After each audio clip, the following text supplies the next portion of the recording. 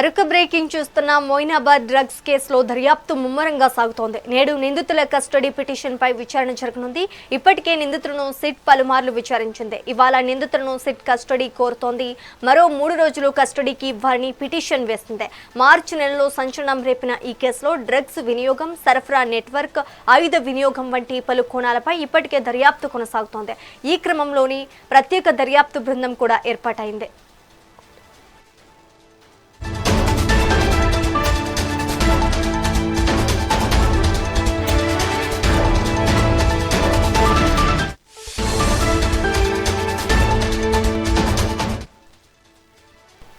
ఇప్పటికే నిందితులను పలు దఫాల్లో విచారించిన పోలీసులు మరిన్ని వివరాలు వెలికి తీయడానికి అదనపు కస్టడీ అవసరమని భావిస్తున్నారు.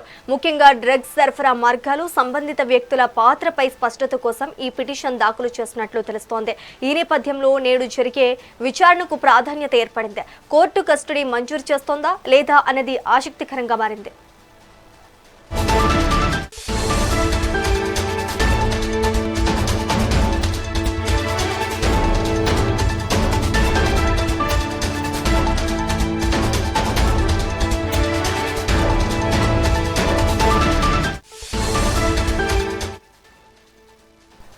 మొయినాబాద్ డ్రగ్స్ కేసులో దర్యాప్తు ముమ్మరంగా సాగుతోంది. నేడు నిందితుల కస్టడీ పిటిషన్పై విచారణ జరగనుంది.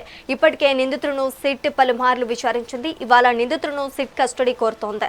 మరో 3 రోజులు కస్టడీకి ఇవ్వాలని పిటిషన్ వేసింది. మార్చి నెలలో సంచలనం రేపిన ఈ కేసులో డ్రగ్స్ వినియోగం, సరఫరా నెట్వర్క్, ఆయుధ వినియోగం వంటి పలు కోణాలపై ఇప్పటికే దర్యాప్తు కొనసాగుతోంది.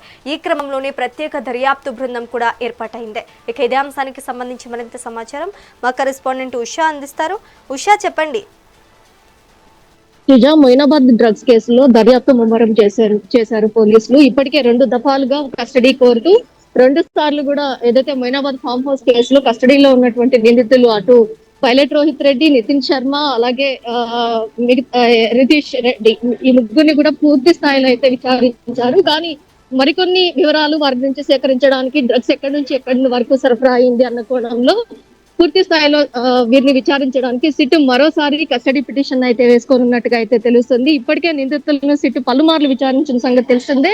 ఇవాళ నిందితులను సిట్ కస్టడీ కోరుతుంది. మరో 3 రోజులు కస్టడీకి ఇవ్వాలని పిటిషన్ అయితే దాఖలు చేసింది. మార్చి నెలలో చాలా వరకు కూడా సంచలనానికి కేర్ ఆఫ్ అడ్రస్ అయినటువంటి మొయినాబాద్ ఫామ్ హౌస్ కేసు ఏదైతే ఉందో, ఈ కేసు వెనకాల డ్రగ్స్ వినియోగము, సరఫరా నెట్వర్క్, ఆయుధ వినియోగము, ఏదైతే గన్ తో ఫైర్ చేసినటువంటి విధానానికి సంబంధించి వెపన్స్ కేసు కూడా పెట్టడం జరిగింది. కాబట్టి వంటి పలు కోణాలపై ఇప్పటికే పోలీసులు దర్యాప్తు కొనసాగిస్తున్నారు. ఈ క్రమంలోనే దర్యాప్తు బృందం మరోసారి కూడా ఏదైతే ఏర్పాటయ్యి వీరిని మరోసారి కూడా కస్టడీకి తీసుకొని విచారించాలి అన్న కోణంలో అయితే చూస్తున్నట్టుగా అయితే తెలుస్తుంది. ఇప్పటికే నిందితులు ఇచ్చినటువంటి స్టేట్మెంట్ మొత్తాన్ని కూడా రికార్డు చేశారు పోలీసులు. డ్రగ్స్ సరఫరా మార్గాలు, సంబంధిత వ్యక్తుల పాత్ర, వీటన్నిటి మీద కూడా ఒక క్లారిటీ రావాల్సి ఉంది. ఈ నేపథ్యంలోనే నేడు జరిగేటటువంటి విచారణకు ప్రాధాన్యత కూడా సంచరించుకుంది. కోర్టు కస్టడీ మంజూరు చేస్తుందా లేదా అనేది కూడా సర్వత్రా ఉత్కంఠగా ఉందని. ఏదైతే మొదటి రోజు మొయినాబాద్ ఫామ్ హౌస్ కేసుకి సంబంధించి 10 రోజులు కస్టడీని కోరింది. కానీ 3 రోజులు మాత్రమే కోర్టు అనుమతించింది.